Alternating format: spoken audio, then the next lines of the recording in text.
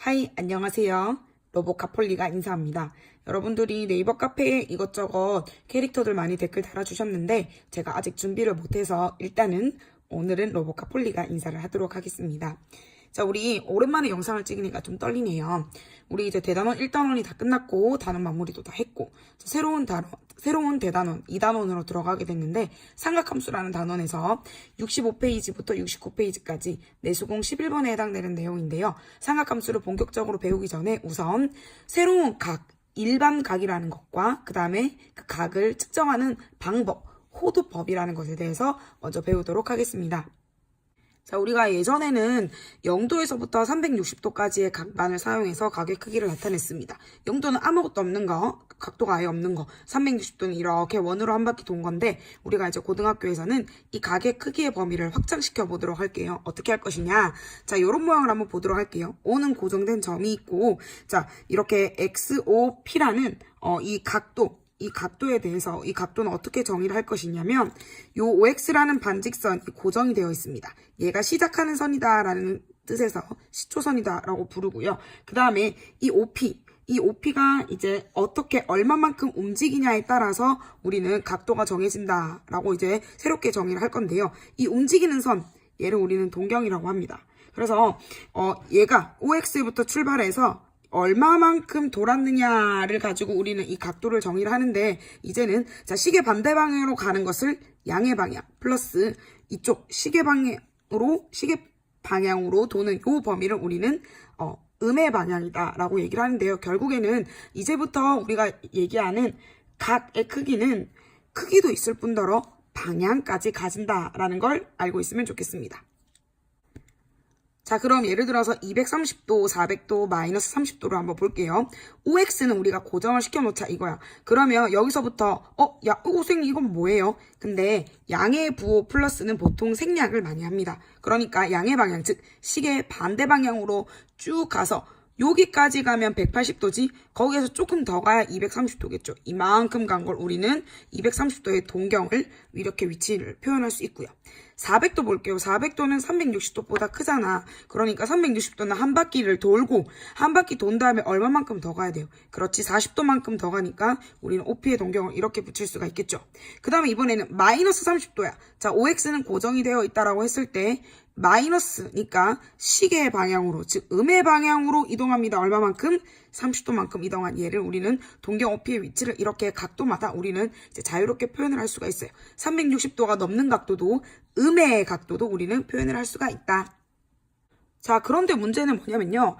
이 OP라는 애가 양의 방향이나 또는 음의 방향으로 한 바퀴, 두 바퀴, 세 바퀴, 네 바퀴 여러 바퀴를 돌 수가 있기 때문에 OP의 위치가 아까처럼 딱 정해져도 이 각도가 하나의 크기로 정해지지 않을 수가 있습니다. 예를 들어서 얘 같은 경우에는 한 바퀴 돌고 30도만큼 더 갔어. 360도를 한 바퀴 돌고 30도만큼 더 갔으니까 390도가 되겠죠. 얘는요. 두 바퀴를 돌고 갔어요. 그러니까 750도. 얘는 어떻게 돌았냐면 반대로 한 바퀴 돌고 마이너스 1바퀴만큼 돌고 30도만큼 더 갔으니까 얘는 마이너스 330도다. 그러니까 390도, 750도, 마이너스 330도 전부 다 각은 다르지만 동경이 나타내는 위치는 모두 다 동일하다라고 얘기할 수 있겠죠. 이것을 우리는 뭐라고 하냐면 어떤 시초선 OX와 이 동경 OP가 나타내는 한 각의 크기를 알파도라고 한다면 이 각의 크기는 한 가지로 정의되는 것이 아니라 몇 바퀴 돌고 알파만큼 갔느냐라는 거기 때문에 360도 곱하기 n은 반드시 정수입니다. 더하기 요 각도만큼으로 나타낼 수 있고 얘를 우리는 이 동경이 나타내는 일반적인 각이다. 하나의 각만 나타내는 게 아니라 이렇게 몇 바퀴 돌았느냐에 따라서 각도를 여러 가지 모든 각들을 표현할 수 있다라는 겁니다. 자, 그러면 간단하게 예제 두 개 볼게요. 40도는 어떻게 돼? 40도는 한 바퀴도 안 돌죠. 그러니까 360도 곱하기 n 더하기 뭐라고 표현할 수 있냐면 얘가 한 바퀴도 안 돌았으니까 얼마일까요? 0이겠죠. 그런 다음에 40도만큼 더해주면 되고 840도는 자 360도를 우리가 두 바퀴 돌면 720도입니다. 거기에다가 얼마만큼 더 가야 돼요? 720을 살짝쿵 빼주면 거기다가 120도만큼 더 가야 되네. 그러니까 얘가 몇 번 돌던지 상관없이 우리는 얘는 120도라는 애랑 동일한 동경을 가진다라고 할 수가 있겠죠. 자, 그럼 마이너스 60도는 어떻게 표현할 것이냐. 근데 그냥 이렇게 동경을 한번 그려볼게요. 여기 있으면 5x 이렇게 있으면 그냥 이렇게 가면 되는 거 아닙니까? 맞긴 맞는데 요만큼은 마이너스 60도인데요. 우리가 보통 여기 더해지는 일반각에서 표현하는 이 알파는 0부터 360도 양의 값을 가지게 됩니다. 그러면은 어떻게 하냐. 한 바퀴를 반대 방향으로 이렇게 한 바퀴 돌고 난 다음에 그 다음에는 다시 거꾸로 몇 도만큼 더 돌아가면 이만큼 표현할 수 있을까? 그렇죠. 여기에는 더하기 300도라고 우리는 표현할 수 있겠죠. 그래서 일반각으로 표현하는 방법 여러 가지가 있다라는 거 알아보았습니다. 자, 우리는 그래서 이 시초선을 좌표 평면에서 요 O라는 원점에서 출발해서 X축의 양의 방향, 얘를 시초선으로 잡았을 때 각각의 각이 나타내는 동경이 몇 사분면에 있는 각인지를 우리는 판단을 할 수가 있어요. 자, 예를 들어서 자, 일반각이 우리는 방금 배웠습니다. 일반각이라고 하는 게 360도를 몇 바퀴만큼 돌고 거기다가 몇 도가 더해지느냐 하는 거죠. 자, 그러면 잘 볼게요.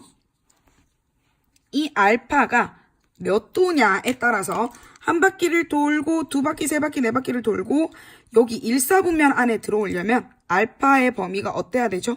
그렇지. 0도부터 90도까지 들어오게 되면 1사분면에 들어오게 되고요. 반대로 얘는 어때요?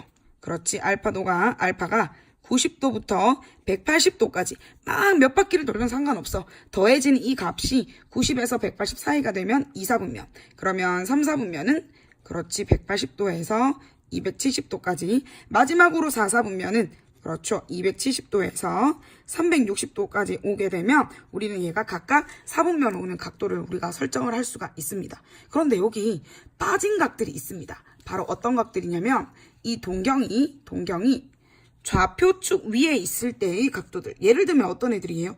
쭉 가다가 90도야. 그러면 동경이 Y축과 겹쳐지죠. 쭉 오다가 180도야. 동경이 X축과 겹쳐집니다. 쭉 오다가 270도야. Y축과 겹쳐지죠. 한 바퀴를 돌았어. 360도. 두 바퀴를 돌았어. 720도. 아무것도 돌지 않았어. 0도. 이런 애들, 즉 0도, 그 다음에 180도, 90도, 270도 등등과 같은 애들은 어떤 사분면에도 속하지 않습니다. 그냥 축 위에 있는 동경이기 때문이죠. 자, 그럼 940도 한번 볼게요. 940도는 360도를 몇 바퀴 돌릴까? 두 바퀴 돌리면 720도죠. 거기에다가 얼마만큼 더 가야 돼요? 220도만큼 더 가야 돼요. 그러면 4분면을 이렇게 그렸을 때 두 바퀴가 돌아야 돼요. 여기 두 바퀴 도니까 한 바퀴, 두 바퀴를 돈 다음에 몇 도만큼 더 가라? 220도만큼 더 가니까 대충 여기겠죠. 그럼 몇 사분면의 각이다? 그렇지. 제 3, 4분면의 각이다 라고 할 수 있겠습니다. 자, 그럼 67페이지 호도법에 대해서 한번 보도록 할게요. 호도법이라는 것은 각도를 나타내는 새로운 방법인데 호의 길이를 이용해서 각도를 나타내는 방법입니다. 우리가 이때까지 배웠던 각도들은 30도, 60도, 몇 도라는 것을 단위로 하는 60분법입니다. 60분법이라고 하는 것은 원의 둘레를 360등분해서 각 호에 대한 중심각의 크기를 1도라고 하는 거거든요. 근데 우리는 이제 여기에 익숙했는데 이제 새로운 방법 호도법을 보도록 할게요. 호도법. 자, 원이 하나 필요합니다. 자, 원에서 반지름의 길이가 R인 원이 있습니다. 반지름의 길이가 R인 원이 있는데 반지름의 길이와 이 호의 길이가 똑같은 부채꼴을 하나 만들 수 있겠죠. 다시 한번 설명할게요. 반지름의 길이와 호의 길이가 똑같은 부채꼴의 중심각의 크기를 우리는 무엇이라고 하냐면 이 중심각의 크기를 1이라고 하고 단위는 라디안이다 라고 이야기를 합니다. 다시 얘기할게요. 자, 어떤 부채꼴의 중심각의 크기냐면 호의 길이가 누구랑 똑같은 그렇지 반지름의 길이와 동일한 그런 부채꼴을 하나 만들 수 있는데 그런 부채꼴의 중심각의 크기를 1라디안이다 라고 새롭게 정의합니다. 자, 그러면 60분법이랑 호도법의 관계를 한번 보도록 할게요. 자, 우리는 알고 있습니다. 호의 길이라고 하는 것은 중심각의 크기에 정비례합니다. 즉, 호의 길이가 2배가 되면 중심각의 크기도 부채꼴의 중심각 크기도 2배가 되고 3배가 되면 3배 정비례가 되는데 그러면 자 여기 한번 볼게요. 얘는 호의 길이가 r이죠. 첫 번째 얘는. 근데 원 전체의 둘레가 호의 길이잖아. 그러면 얘는 2파이r이다 라고 얘기할 수 있고 얘랑 얘의 비율은 자 우리가 호의 길이가 r일 때의 각도를 알파도라고 한다면 전체 2파이r에 대한 중심각의 크기는 360도죠. 자, 이 비례식을 풀었더니 알파도는 파이분의 180도인데 우리 이 알파도를 뭐라고 정의하기로 했냐면 그렇지 1라디안이다 라고 정의하기로 했습니다. 즉 무슨 말이냐면 1라디안이라고 하는 것은 180도를 파이로 나눈 것과 같다. 즉 1도는 180분의 파이 라디안이고 다시 얘기하면 자 여기서 파이 라디안이다 라고 하는 것은 그럼 60분법으로 표현하면 그렇죠 180도다 라고 얘기할 수 있겠습니다. 여기서 파이를 이쪽으로 올리면 파이 라디안은 180도다 라는 걸 알 수가 있겠죠.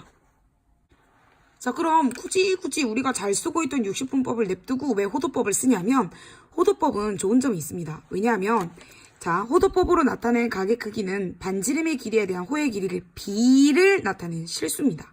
그래서 숫자예요. 그래서 단위를 생략해도 괜찮아요. 1라디안이라고 한 수 그냥 1이라고 쓰고 파이 라디안이라고 한 수 그냥 파이라고 써도 됩니다. 근데 이게 좋은 점이 뭐냐면 우리가 훗날 우리가 다음 시간에 y는 sin x y는 코사인 x와 같은 삼각 함수를 정의할 때 여기 x에 들어가는 각이 60분법이면 10도, 20도 모든 실수를 표현할 수가 없어요. 그래서 얘를 실수로 만들어주면서 삼각함수의 정의역을 실수 전체의 집합으로 할 수 있게 됩니다. 자 그럼 호도법 60분법 이제 상관없이 왔다 갔다 하면서 알 수 있어야 되는데요. 여기서 중요한 사실 자 파이 라디안 적는다 안 적는다? 생략 가능하다. 그러면 파이 라디안은 180도다 라는 걸 우리가 알 수가 있죠. 요거 기억하면서 문제를 한번 풀어볼게요. 잘 안 보이냐? 한번 풀어볼게요. 예를 들어서 그러면 30도는 파이가 180도잖아. 그러니까 파이 나누기 6이라고 할 수 있겠죠. 그러면 3분의 파이, 라디안은 파이 180도를 3으로 나누니까 얘는 60도를 뜻하는 거겠죠. 자, 그러면 한번 볼게. 파이라는 게 몇 도라고? 그렇지, 180도다. 그러면 자 우리가 150도라고 하는 것은 잘 보세요. 30도가 5개 있는 거죠. 그러니까 얘는 6분의 5파이다 라고 적을 수가 있겠죠. 자 앞으로는 왔다 갔다 하면서 60분법과 호도분법을 자유자재로 표현할 수 있어야 되겠습니다. 자 그래서 호도법으로 일반각을 나타내면 별거 없습니다. 우리 원래 60분법에서는 어떻게 했었냐면 360도만큼을 몇 바퀴 돌고 나서 알파도만큼이 더해지는 게 이게 60분법이었죠. 호도법은 360도가 2파이죠. 2파인데 거기다가 n만큼이 곱해지고 그 다음에 호도법으로 나타낸 이 세타만큼이 돌아가는데 이 세타도 마찬가지 0부터 2파이까지 즉 0부터 360도까지의 각도를 뜻하게 됩니다. 그러니까 동일한 표현인데 우리는 앞으로 이런 이 호도법으로 표현한 일반각을 훨씬 더 자주 만나게 됩니다. 자, 너무너무 중요한 내용이라 한 번만 더 설명하도록 할게요. 자, 호도법 1라디안을 정의해 보도록 할게요. 원이 있습니다.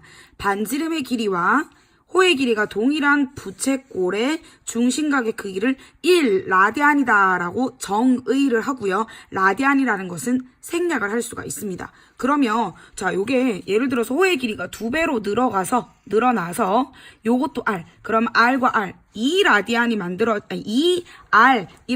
이 호의 길이가 2R인 부채꼴의 중심각의 크기는 자 중심각의 크기와 호의 길이는 정비례하죠. 그러니까 얘를 뭐라고 할 수 있겠어? 그렇죠. 2라디안이죠. 그러면 호의 길이가 2R이면 2라디안입니다. 그쵸? 그러면 R일 때 1라디안이었어요. 그러면 3R일 때 뭐겠어요? 그렇지. 3라디안. 그러면 4R일 때 뭘까요? 4라디안인데 라디안은 모두 다 생략하니까 그냥 이렇게 쓰자. 자 그러면 쭉 가다가 예를 들어서 파이 R이면 얘가 몇 라디안이 될까요? 그렇죠. 파이 라디안. 쭉 가서 2파이 R까지 간다면 몇 라디안? 2파이 라디안이 되겠죠. 그런데 봤더니 이 파이 R은 얘가 자 여기서 R이 의미하는 거는 호의 길이고 얘는 부채꼴의 중심각입니다. 빨리 쓸게. 자, 그러면 호의 길이가 2파이 r이다 라고 하는 것은 얘는 원의 둘레고요. 그 다음에 얘는 반원의 둘레죠. 자, 반원이라고 하는 것은 중심각의 크기가 몇 도다? 그렇지, 180도, 우리가 알고 있는 180도와 같고, 얘는 그렇죠, 360도와 같아진다 라는 걸 알 수가 있습니다. 다시 호의 길이와 반지름의 길이가 똑같은 부채꼴의 중심각의 크기를 1라디안이다 라고 정의합니다. 오늘의 마지막 내용 한번 볼게요. 그러니까 예전에는 우리가 막 부채꼴의 호의 길이와 넓이를 구할 때 반지름 곱하기 막 360 뭐 이런 거 막 했었잖아. 근데 이제는 그런 거 없이 호도법으로 나타낸 부채꼴의 호의 길이와 넓이는 더욱더 간단하게 구할 수가 있습니다. 자, 다시 한번 얘기할게요. 요 호의 길이는 중심각의 크기와 정비례합니다. 그래서 얘의 호의 길이 L이라고 했을 때 얘를 구하고 싶은데 얘의 길이와 그 다음에 전체 원둘레 2파이r의 비율은 중심각의 크기 세타라는 각과 그 다음에 전체 원의 중심각의 크기는 2파이죠. 360도. 이런 관계가 성립하니까 우리는 L은 R 세타다. 즉 반지름과 이 세타는 라디안으로 표현된 각입니다. 요거 두 개를 곱하기만 하면 된다라는 뜻. 자, 그럼 넓이도 볼게요. 넓이도 마찬가지. 부채꼴의 넓이도 중심각 크기에 정비례합니다. 즉 내가 구하고자 한 이 넓이 S랑 전체 원의 넓이는 파이 r의 제곱입니다. 그쵸? 얘는 세타라는 각과 전체 원의 중심각 크기 2파이. 그래서 구했더니 S는 2분의 1 R 제곱 세타. 근데 이 R 여기서 R 곱하기 R 세타인데 요만큼이 L이죠. 방금 구했던 호의 길이. 그래서 요렇게도 표현이 가능합니다. 자, 그래서 호의 길이는 R 세타, 그 다음에 호의 넓이는 2분의 1 R 제곱 세타 혹은 2분의 1 R L이라고 표현이 가능합니다. 간단해요. 문제 한번 풀어볼게요. 반지름의 길이가 6이에요. 중심각의 크기가 3분의 파이라. 그러면 L은 R6 곱하기 중심각의 크기 3분의 파이, 즉 2파이가 되겠습니다. 단위는 센티미터겠죠. 넓이 한번 구해볼게요. 넓이는 여러분 마음대로 2분의 1 R 제곱 세타니까 2분의 1에 R이 6이네요. 6의 제곱 36. 세타는 3분의 파이. 그러면 약분하면 6파이 하고 이때 넓이의 단위는 그렇죠. 제곱 센티미터. 이렇게 적을 수가 있겠죠. 자, 오늘 새로운 단원 쉽지 않은 내용이었습니다. 여러분들 꼭 복습하고 내수공 활동지 열심히 하면서 새로운 마음으로 우리 잘해보도록 합시다. 여러분 열공하세요. 굿!